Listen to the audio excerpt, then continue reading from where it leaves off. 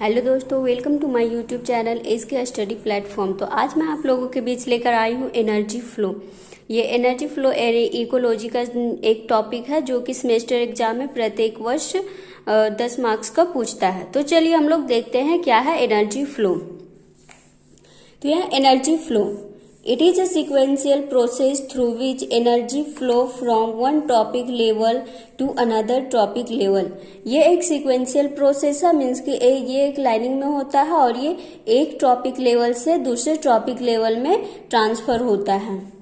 The energy captured from the sun flows from producer to consumer and then to decomposer and finally back to the environment। जो energy का flow होता है, जो इसमें sunlight के जो सन होता है उससे एनर्जी को कैप्चर करके, और ये क्या करता है, सबसे पहले प्रोड्यूसर में फ्लो होता है, फिर कंज्यूमर में, उसके बाद डिकम्पोजर में, और जब इन तीनों में फ्लो हो जाता है उसके बाद ये फिर से इन्वायरमेंट में चला जाता है। जैसे यहाँ पे है सन, यहाँ है producer, consumer, decomposer and inorganic nutrient. तो यहाँ पे ये सब जो है, इसमें से प्रोड्यूसर क्या करेगा, सनलाइट को, सन से सनलाइट को ऑब्जर्व करेगा। एब्जॉर्ब करने के बाद ये मतलब एब्जॉर्ब करने के बाद इसमें ये यहाँ से कुछ एनर्जी ले लिया, मान लीजिए 10% एनर्जी ये ले लिया। उसके बाद इस कंज्यूमर क्या करेगा, प्रोड्यूसर को ईट करेगा, खाएगा, तो ये उससे कुछ एनर्जी इसमें आ गया। फिर इस कंज्यूमर को कोई डिकम्पोजर खाएगा और फिर इससे एनर्जी इसमें आएगा, और फिर ये इनऑर्गेनिक न्यूट्रिएंट में ये जाएगा, ये सॉइल वगैरह में मिल जाएगा, और फिर से ये यहाँ क्या हो जाएगा, प्रोड्यूसर के पास पहुंच जाएगा। इस तरह से क्या हो रहा है कि एनर्जी एक टॉपिक लेवल से दूसरे टॉपिक लेवल तक ट्रांसफर हो रहा है। तो आगे देखते हैं। The chemical energy of food is the main source of energy required by all living organism। जो केमिकल एनर्जी होता है फूड का, वो मेन सोर्स होता है लिविंग ऑर्गेनिज्म के लिए, क्योंकि जो केमिकल एनर्जी होता है वो फूड एनर्जी में कन्वर्ट हो जाता है, और लिविंग एनर्जी को जो भी फूड का रिक्वायर होता है वो उसी से मिलता है। The energy is transmitted to different tropic levels along the food chain। और जो एनर्जी होता है वो डिफरेंट मीन्स की अलग अलग ट्रॉपिक लेवल से ट्रांसफर होता है। डिफरेंट ट्रॉपिक लेवल में किसके द्वारा, फूड चेन के द्वारा। फूड चेन के द्वारा एक ट्रॉपिक लेवल से दूसरे ट्रॉपिक लेवल तक एनर्जी जाता है। This energy flow is based on two different laws of thermodynamics। और ये जो एनर्जी फ्लो है वो थर्मोडायनेमिक्स के दो लॉ को फॉलो करता है। तो चलिए देखते हैं वो दो लॉ कौन सा है। यहाँ पे फर्स्ट लॉ है, first law of thermodynamics state that energy can neither be created nor be destroyed, it can only change from one form to another form. ये फर्स्ट लॉ ऑफ थर्मोडायनेमिक्स कहता है कि जो एनर्जी है वो उसको ना क्रिएट किया जाता है और ना ही डिस्ट्रॉय किया जाता है, मीन्स कि ना उसको फॉर्म कर सकते हैं, बना सकते हैं, और ना ही उसको हम लोग नष्ट कर सकते हैं। बस ये क्या कर सकते हैं हम लोग कि उसको एक फॉर्म से दूसरे फॉर्म में कन्वर्ट कर सकते हैं। तो ये था हमारा फर्स्ट लॉ ऑफ थर्मोडायनेमिक्स। अब यहाँ पे है second law of thermodynamics. Second law of thermodynamics state that as energy is transferred more and more of it is wasted। जो इसमें वेस्टेड होता है उसमें बहुत ही ज्यादा मतलब कि अधिक से अधिक ट्रांसफर होता है एनर्जी का, सेकेंड लॉ ऑफ थर्मोडायनेमिक्स में। तो आई होप कि इतना समझ में आया होगा। अब हम लोग आगे देखते हैं। अब आगे हम लोग देखते हैं फोटोसिंथेटिकली एक्टिव रेडिएशन, जिसे PAR के नाम से भी जाना जाता है। तो देखते हैं फोटोसिंथेटिकली एक्टिव रेडिएशन क्या है। Most of the sun radiation that falls on the earth is usually reflected back into space by the earth atmosphere.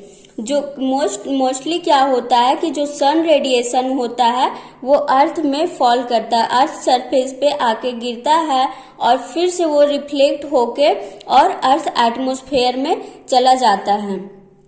Means कि सन रेडिएशन का अर्थ में आकर फॉल होना, और फिर से ये मान लेते हैं ये हमारा सन है, ये इसका रेडिएशन हुआ, ये अर्थ पे आके और अर्थ पे फॉल हुआ, फिर से अर्थ से ये रिफ्लेक्ट होकर और एटमॉस्फेयर में चला गया, तो एटमॉस्फेयर में चला जाता है। This effective radiation is termed as photosynthetically active radiation. Means कि जो सनलाइट का अर्थ सरफेस पे आकर फॉल होना और फिर से वापस से रिफ्लेक्ट होके और एटमॉस्फेयर में चला जाना फोटोसिंथेटिकली एक्टिव रेडिएशन कहलाता है। आगे है, we receive about 40 to 50% of the energy having photosynthetically active radiation and only around 2 to 10% of it is used by plants for the process of photosynthesis। इसमें क्या होता है कि जो हम लोग एनर्जी के रूप में जो एनर्जी हम लोग रिसीव करते हैं जो सनलाइट से, वो 40 से 50% एनर्जी को हम लोग मतलब फोटोसिंथेटिक एक्टिव रेडिएशन PAR के द्वारा हम लोग एब्जॉर्ब करते हैं। ओनली 40 to 50% एनर्जी को हम लोग एब्जॉर्ब करते हैं।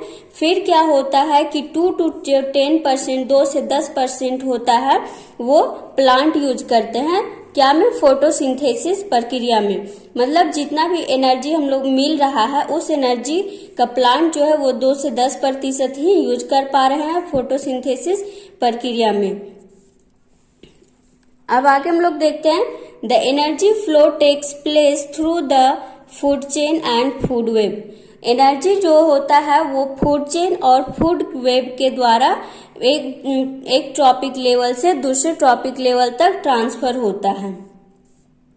During the process of energy flow in the ecosystem, plants beings the producers absorb sunlight with the help of